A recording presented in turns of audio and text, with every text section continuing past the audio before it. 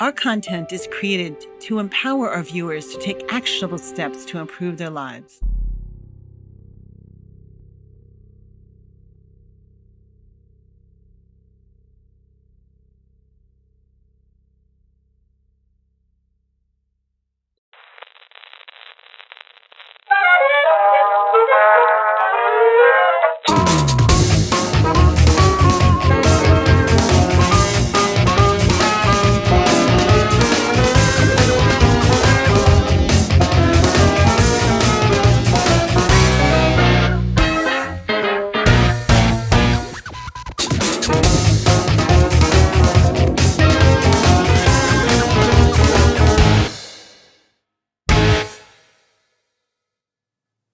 Jyude, I've been reading your book and find it fascinating. Your take on addiction is very different from others that I've seen. Yeah, very true.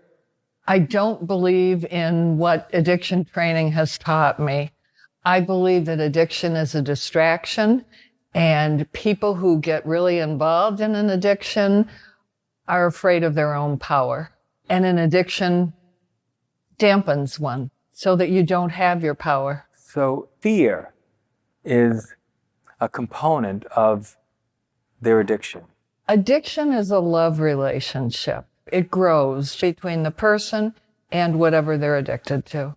Is that why there's such a variety of potential things you could be addicted to? There is a variety, yeah. Everything from actual chemicals to shopping. Shopping, gambling, sex. I mean, The dopamine release. And sugar, high fructose corn syrup. high actually fructose allergies. corn syrup is the worst crap you can put in your body. When anyone really learns who they are, it helps you cope with everything because you know that you have the power, that you are the creator. Did I come to this planet when I was born knowing that?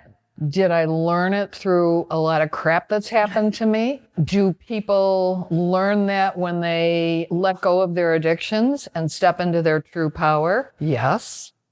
Your book covers a lot of ground, but the biggest thing is how we can get into our true power. It's all intention. Whatever you intend in the morning, that's what's going to come to you. An alcoholic drinks because they don't want to face their challenges. Alcoholism is so prevalent on this planet. One of the underlying causes of alcoholism is not looking at your belief system that you took on as a child. There are so many people walking around as adult children of alcoholic families who, number one, are not even aware that they grew up in an alcoholic family. It just invades every part of your life. There are 4 different roles that children usually take. And the first role is the hero. I was the hero child in my family. What does that mean, hero? The one that makes the family look good. Oh. I was the high achiever. I was the one that my mom and dad could be proud of. They would say they were proud of me. They didn't, but they could have said that. You were striving to be the hero then, to get recognition and acknowledgement. Did that occur for you? Not necessarily from my parents. My mother was a prescription drug addict. Scapegoat is the troublemaker. That's the kid in school who's always telling the teachers profanity. And we have the lost child.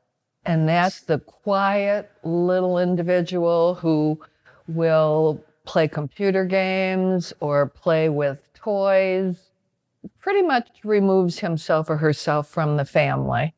And as that person gets older, that person usually finds his or her own alcoholic or other addicted person to marry. So they become interdependent on that, entangled with this. Definitely entangled.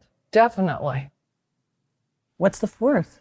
The 4th is the mascot, which is usually the youngest. They'll make jokes. They'll laugh at things. They don't take life real seriously. And there's nothing wrong with any of these kids. These are just roles that they take on to preserve themselves. Right, to protect themselves. It's Yes. an archetype. Absolutely. Yeah. Absolutely, yes. You have just mentioned that alcoholism is very prevalent on the whole planet. Yes. Can we take a moment and define it? Because talking about how, oh, they have a drink every single night. Does that make someone an alcoholic if they drink every single night? Not necessarily. My grandfather, I think, was about 90 years old when his doctor said, you have to quit smoking. He used to smoke Camel unfiltered cigarettes because your health is declining. So he quit smoking like just instantly. But his doctor also said it may be helpful to take a small shot of whiskey every day. Wow. And he followed that edict until he, That's not unusual for a doctor who really doesn't understand addiction or who is addicted himself or herself to tell somebody that. But that was not very good advice. What is good advice in terms of us becoming our best us? To allow ourselves to be who we really are. We don't have to hide anything. We don't have to pretend or gloss over anything. Just be who we are. And we're all beautiful, wonderful people. You say that with such love and adoration for human beings. Because that's how I feel. I didn't always feel like that. I was an ass. Just, Absolutely. That is the cutest thing. I never expected to hear out of your mouth. A lot of people will say that to me when I let certain things I was really slip. not expecting that. But that's your authentic self. You can be the despot and you can be the person that just has adoration and angelic acceptance for other people. Mm-hmm. We've got everything we do as a choice. What would you say to a person that wants to get over their addiction and their ego engages, they have fear of the future, they may be afraid to change and take action in their life, and they may not believe they love themselves? How do they get more clarity? There is no one thing to say to anybody. It's a process. And if somebody really wants to stop drinking, they can go into treatment. There are a lot of treatment centers all over the world. How do you feel about AA type treatment? AA has helped a lot of people, and it continues to. Personally, I don't believe in AA's first step because it says, quote, we were powerless over alcohol, that our lives had become unmanageable. I know deep within my being, I am not powerless over anything. Somebody can tell me I am, but I'm not. I think when they say powerless, they say for the people out of touch with themselves, for the people unaware of their power, they're powerless. Until they awaken, they've been powerless. So how do we awaken from our powerlessness? The things that happen to us, whether we qualify them as good or bad, there's always a tidbit of some kind of a knowledge or education in it that we can apply to ourselves. And I've seen that in your book. You describe these ups and downs in life. They offer contrast for us.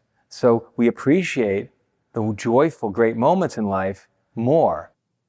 So we need drama in our lives? I wouldn't say we need it.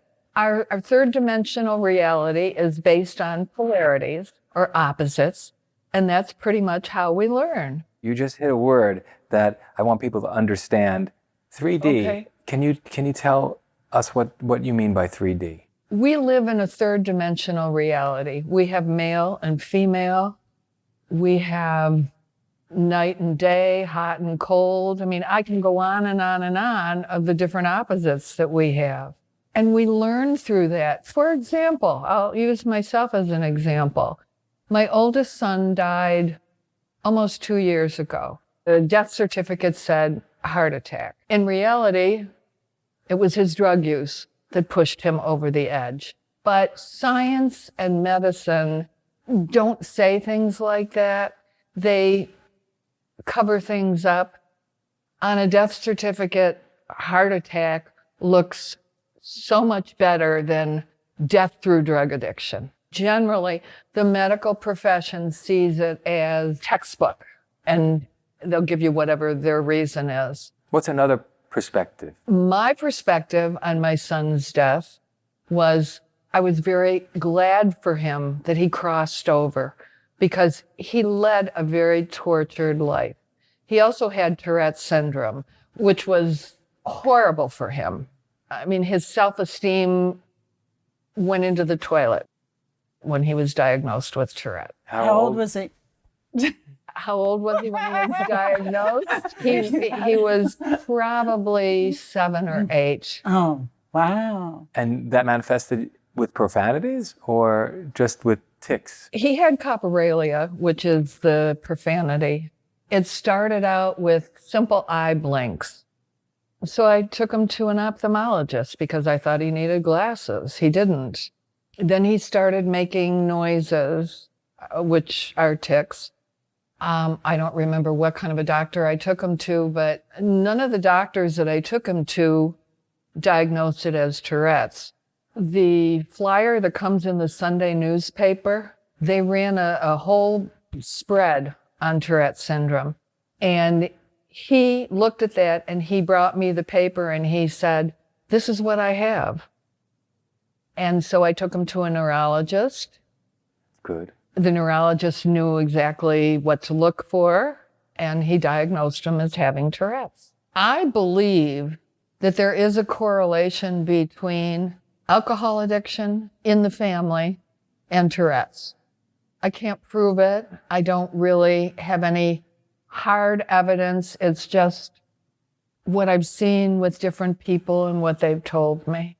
Did this have any impact upon the path that you're on of helping people with addictions, even though it wasn't addiction for him, but did it somehow have any impetus for you? Probably, but I can't be specific. I can't tell you anything specific. You're working with someone on this journey to help people. People who are interested in my belief system, because I send out energetically what I believe, they find me in any number of ways. A story that I really like. Many years ago, I was the student assistance coordinator for a school system in Michigan. And a father came in. I had asked for a meeting with him. And I told him that his sons need treatment because they both needed treatment. And he got really, really, really angry at me and screamed at me and went storming out of my office. That was in October. Christmas Eve, I got a phone call from this same man. He was crying and he said, "I need help. Can you get me help?" And I said, "Help with what?" I mean, I knew what his problem was. And he said, I need to get into treatment. I can't stop drinking. Now, who would have known in October, the way this man treated me, that he would have called me in a couple of months and said, "I need help"? We don't know. Whatever we're sending out, it's electricity. Our thoughts are electric. You might have barely remembered interaction, but it was a lot more impactful to the person who interacted with you. And then you became much more memorable and impacted them. Maybe he thought about you frequently and then finally worked up a courage to contact you for that help. Maybe. I don't know. But that was fantastic that you had the courage to call a spade and tell it like it is from your perspective on one side. And then he realized you have a keen insight. It's not even courage. It's being who you are and telling people what you know to be true. I can go into a party and I can point out all the alcoholics to you. Wow. It's who I am. Good thing you don't work for Smirnoff's. You'd really be able to sell a lot more. Good point. Very good point. How can a loved one detect if their family member or other loved one is involved with alcohol beyond their management? They know. They may be afraid to confront the loved one, and they may never confront the loved one. But you know who is hurting himself or herself. Well, to get more specific, how does, let's say, for example, let's just say you're married to someone who you know they're drinking too much. Might just want to say, oh, they needed to relax or we're having a good time. That's bull. What modality is that? Is that like, enabling? It's an enabler. I was just going to say enabling. Okay. Yeah. So we define that as an enabler. How do you get the bull out of the enabler so they can see the truth? And what is the enabler's first action? There is no first action. And the enabler has to have enough pain in his or her life to want to change. When is enough enough? You see, maybe from the outsiders could see that why are they putting up with this? But that's how they help themselves. Well, People who are too resilient can tolerate a lot. that's true. Usually what the enabler does is try to control everything. But when the enabler is really hurting, he or she will go for help. So out of sheer curiosity, if the enabler, the person who's married to the alcoholic, if they just excuse the behavior, or they just don't think it's too bothersome in their lives, they just let it go for years and years, is it something that could be potentially a variation of abuse in their relationship and they just let it go? Maybe they're afraid to rock the boat?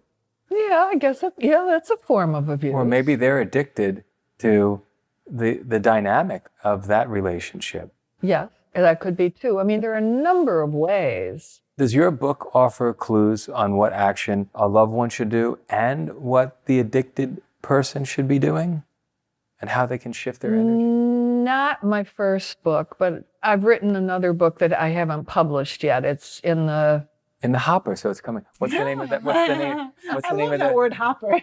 What's the name of that book?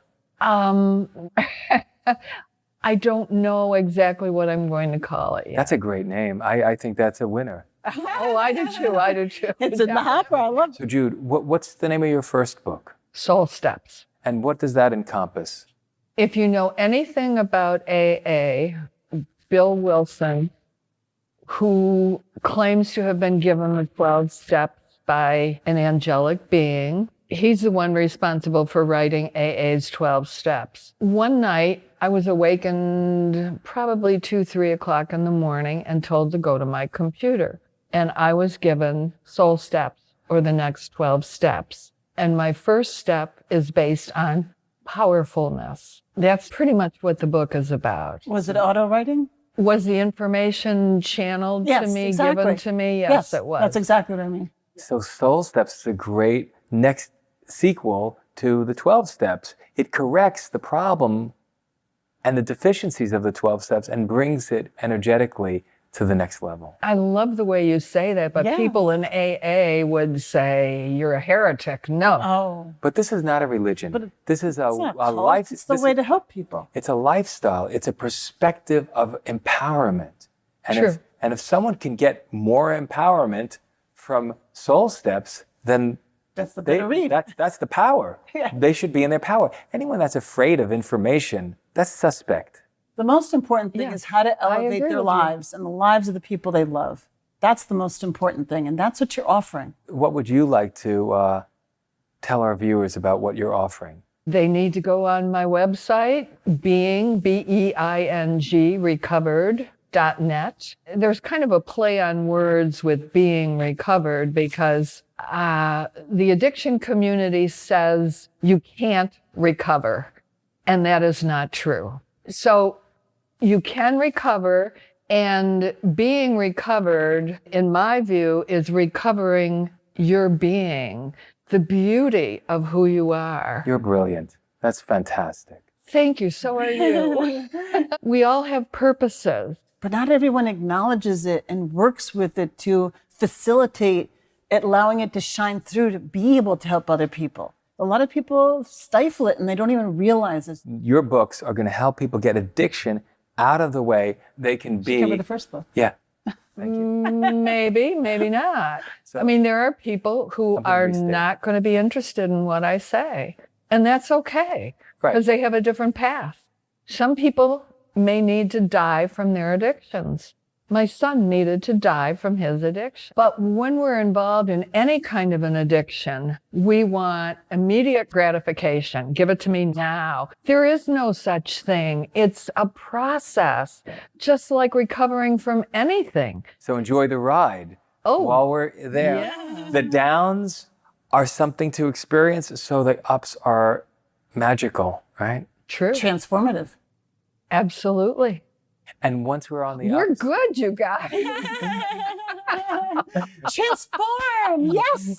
When we we- do transform. Feels Yeah. good to allow the transformation. You just need to allow it. And when you allow it, what do you get from that? You get yourself. You get who you really are. But you can be pissed off along the way because some things might happen that you're not happy about. But it's a part of the process. It is allow part of the yourself process. to feel the pissed off, to feel the exhilaration of overcoming the lows. Yes. If you don't feel it, you can't really appreciate the ups. The We spoke highs. about feels before the show. Feels, right? I don't think You I was said- there for that conversation. And you told me, connect to how we feel, this little vibration in us. And what did I say? What was I talking about? Like, don't make a judgment of it, but just connect to that. Well, our thoughts and our feelings are connected. Just like I told you when my son died, my feeling was, thank God, that's wonderful. You're on the other side. You're through with this bull here. Right. Other family members thought it was terrible. Right. So perspective is a choice. Well, your thoughts and your feelings create your beliefs, which create your reality. We hope everyone that's watching can create a better reality thanks to the conversation we had today.